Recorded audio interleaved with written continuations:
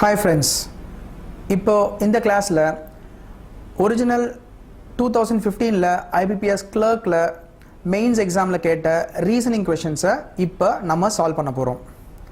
பாருங்கள், இப்போ நான் ஃபர்ஸ்ட் கொஷின் எடுத்துக்கிறேன்.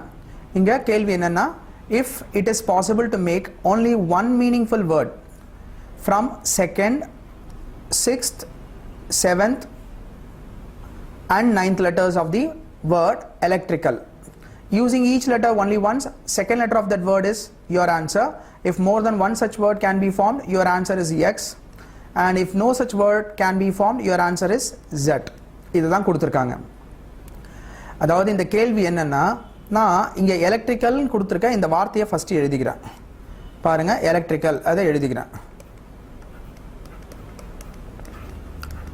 அடுத்ததா கேள்வி பிரகாரம் அவங்க என்ன சொல்லியிருக்காங்க அப்படின்னா, இந்த லெட்டர்ஸ் ஒன்றுத்துக்கும் நான் நம்பர் கொடுக்குறேன். இது 1, இது 2, இது 3, இது 4, 5, 6, 7, 8, 9, 10. அடுத்ததாக பார்த்தீங்கன்னா அவங்க 2nd, 6th, 7th, 9th லெட்டரை சொல்லியிருக்காங்க. அப்போ 2nd, 6th, 7th அப்புறம் 9th லெட்டரை சொல்லியிருக்காங்க. சரியா? ஸோ 2nd, 6th, 7th அதே மாதிரி 9th லெட்டர். இந்த லெட்டர்ஸை நான் எடுத்துக்கிறேன். இப்போ இந்த லெட்டர்ஸ் எடுக்கும்போது எனக்கு என்னென்ன லெட்டர்ஸ் வருதுன்னா, எல் வருது, ஆர் வருது, ஐ வருது, அதே மாதிரி ஏ வருது. கேள்வி என்னென்னா, இந்த லெட்டர்ஸை யூஸ் பண்ணி எத்தனை மீனிங்ஃபுல் வேர்ட்ஸ் ஃபார்ம் பண்ண முடியுன்றது பார்க்கணும். அப்படி பார்க்கும்போது நமக்கு LIRA அப்புறம் லிரா அப்படின்னு சொல்லிட்டு, சரிங்களா? அதே மாதிரி RIAL ரியால், அதே மாதிரி RAIL ரேல். இந்த இதில் ரேல்னா உங்களுக்கே தெரியும், ட்ரெயின்ட்டு, சரிங்களா? லிரா, ரியால் இதெல்லாம் பார்த்தீங்கன்னா ஒரு நாடோட கரன்சியோட பேர், சரிங்களா? ஸோ அப்போ இந்த 4 எழுத்துக்களை வச்சு எனக்கு 3 வார்த்தைகள் ஃபார்ம் ஆகுது. கேள்வி பிரகாரம் பார்த்தீங்கன்னா எனக்கு அதிகமான வார்த்தைகள் ஃபார்ம் ஆச்சுன்னா ஆன்சர் என்னன்னு கொடுக்குறோன்னா எக்ஸ்ன்னு கொடுங்க அப்படின்னு சொல்லி கொடுத்துருக்காங்க. If more then one such word can be formed, your answer is X. எனக்கு 3 வார்த்தைகள் ஃபார்ம் ஆகுது, அதாவது more than one word. அப்போ என்னோட ஆன்சர் என்னவா இருக்கணும்? Xன்னு இருக்கணும், சரிங்களா? அப்போ இந்த கேள்விக்கான பதில் 4th ஆப்ஷன். அடுத்தது, in a certain code language forces is written as GPQBFT கொடுத்துருக்காங்க. நான் என்ன பண்ணுறேன், ஃபோர்ஸஸ்ன்ற வார்த்தையை, ஃபோர்ஸஸ் அப்படின்ற வார்த்தையை அவங்க தெளிவாக கொடுத்துருக்காங்க. GPQBFT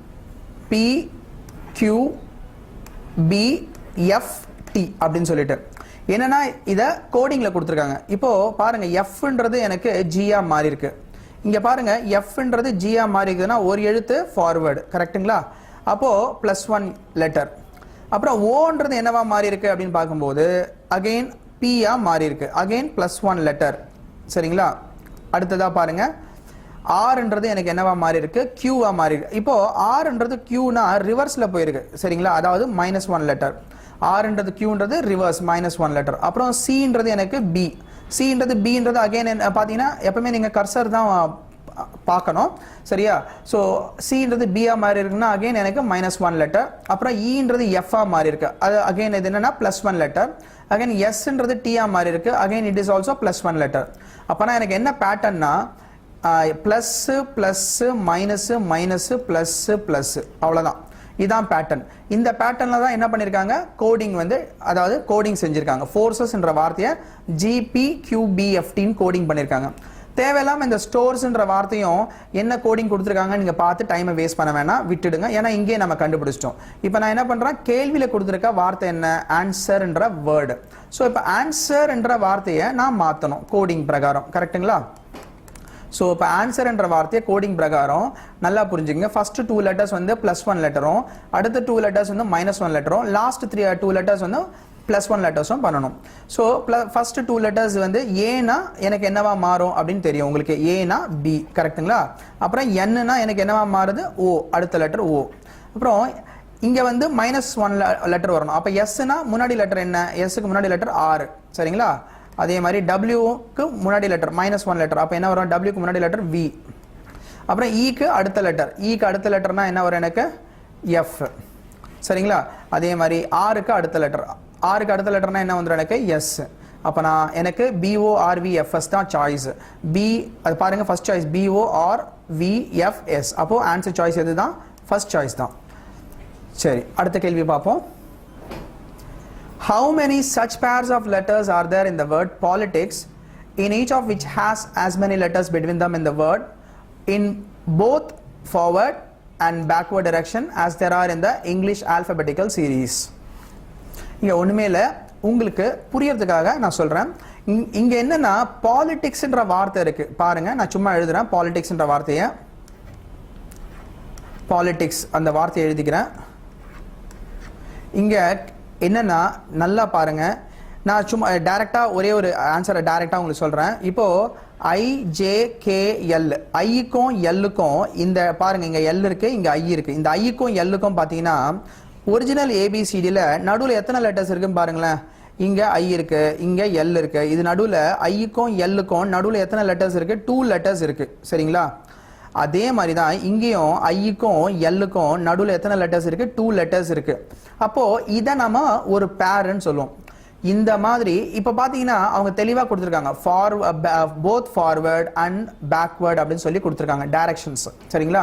அதனால் எந்த டைரக்ஷனில் ஒன்றா இருக்கலாம், ILன்னு இருந்தாலும் சரி LIன்னு இருந்தாலும் சரி, அதை பற்றி எனக்கு கவலை கிடையாது.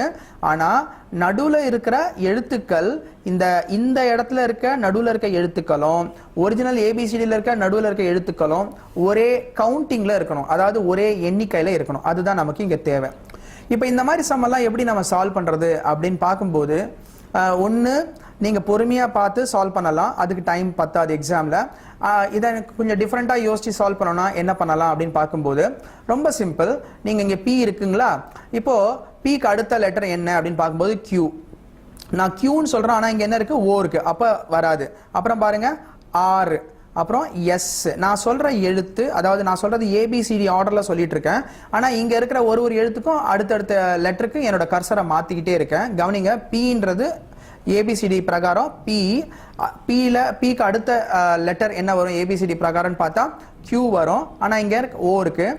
அப்புறம் அடுத்த லெட்டர் என்ன வரும்? R வரும், ஆனால் இங்கே L இருக்குது. அடுத்த லெட்டர் என்ன வரும்? S வரும், ஆனால் இங்கே I இருக்குது. அப்புறம் T வரும், இங்கேயும் T தான் இருக்குது. கரெக்டுங்களா? அப்போது PQRST. இப்போ பாருங்க, இங்கே P இருக்கு, இங்கே T இருக்கு. இது ரெண்டுத்துக்கும் நடுவில் 3 லெட்டர்ஸ் இருக்கு. அப்போ PTக்கு நடுவில் 3 லெட்டர் இருக்கு. இங்கேயும் ஒரிஜினல் ABCDலையும் பாருங்க, ஏக்கும் அது ஒரிஜினல் ABCDயில் இந்த Pக்கும் அதே மாதிரி இந்த Tக்கும் நடுவில் பாருங்க, இங்கே Tக்கும் PT நடுவில் எத்தனை லெட்டர்ஸ் இருக்கு? 3 லெட்டர்ஸ் இருக்கு. இங்கேயும் 3 லெட்டர்ஸ் இருக்கு. அப்போனா எனக்கு PTன்றது ஒரு பேருன்னு நான் சொல்லலாம் தாராளமாக. சரிங்களா? அப்புறம் கண்டினியூ பண்ணணும், ஏன்னா எத்தனை பேரண்ட் நான் கண்டுபிடிக்கணும். சரிங்களா? அதனால கண்டினியூ பண்ணணும். அப்போது PQRSTUVW, அப்போ Pயோட இந்த ஒரு பேர் கிடச்சிது. அப்புறம் பாருங்க, ஓவோட அதே மாதிரி நான் ABCD லைனாக சொல்லிட்டு வரணும். அப்போ ஓனா ஓக்கு அடுத்தது என்ன வரும்? OPQRSTU. நீங்கள் நல்லா புரிஞ்சுக்கங்க, நான் சொல்கிற ABCD வந்து அல்பபெட்டிக்கல் ஆர்டர். நான் சொல்லிகிட்டே வரும்போது அந்த கர்சர் மாற்றிக்கிட்டே வருவேன். கர்சர் மாற்ற நான் சொல்கிற எழுத்தும் கர்சரில் இருக்கிற எழுத்தும் ஒன்றா இருக்கான்னு மட்டும் செக் பண்ணுங்கள். அப்படி இருந்ததுன்னா அதுதான் ஆன்சர். சரி, இப்போ அடுத்த லெட்டர் நான் எதுக்கு பார்க்கணும்? எல்லுக்கு பார்க்கணும். சரிங்களா? அப்போ LMNOPQ இல்லை. அப்புறம் அடுத்த லெட்டர் என்ன? I.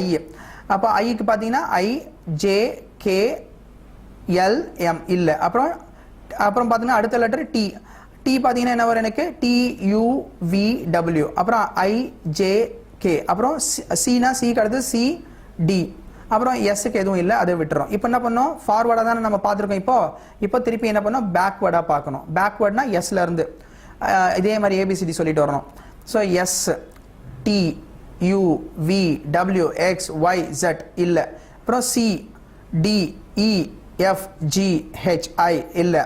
அதே மாதிரி IJKL வருதுங்களா?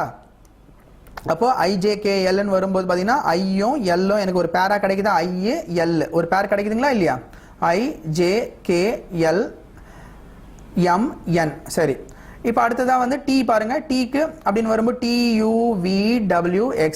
அப்புறம் அகைன் I இருக்கு, IJKL. அப்புறம் L இருக்கு, LMN. அப்புறம் O இருக்கு, ஓக்கு அடுத்தது என்ன? P தான். அப்போ OPன்றது பக்கத்தில் தான் இருக்கு, இங்கேயும் OPன்றது பக்கத்தில் தான் இருக்கு. ஸோ இங்கே OP. அப்போனா எனக்கு எத்தனை இந்த மாதிரி லெட்டர்ஸ் கிடைக்குது, இந்த மாதிரி பேர்ஸ் கிடைக்குது அப்படின்னு பார்க்கும்போது பார்த்தீங்கன்னா நான் எல்லாத்தையும் கவுண்ட் பண்ணி பார்க்கும்போது போத் ஃபார்வர்ட் அண்ட் பேக்வர்ட் டைரக்ஷனில் பார்க்கும்போது 3 பேர்ஸ் கிடைக்குது. அப்போ என்னோட ஆன்சர் சாய்ஸ் என்னவா இருக்கும் அப்படின்னு பார்த்தா 3. அவ்வளோதான். சரிங்களா?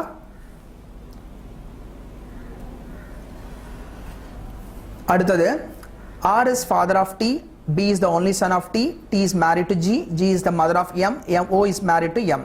இங்க இந்த மாதிரி பிளட் ரிலேஷன் சம் வரும்போது ஃபர்ஸ்ட் ஞாபகம் வச்சுக்க வேண்டியது என்னன்னா ஆண் பெண்ணை தெளிவா நாம கிளாசிஃபை பண்ணணும். அப்போ மேலா இருந்தா பிளஸ், ஃபீமேலா இருந்தா மைனஸ் சிம்பிள் கொடுத்துடணும். இது ஃபர்ஸ்ட் திங். செகண்ட் திங் என்னன்னா ஹைரார்கி ஃபாலோ பண்ணணும். ஹைரார்கி அப்படின்னா அடுக்குகள். அதாவது பேரண்ட்ஸ் வந்து அவங்களுக்கு கீழே தான் குழந்தைங்க வரணும்.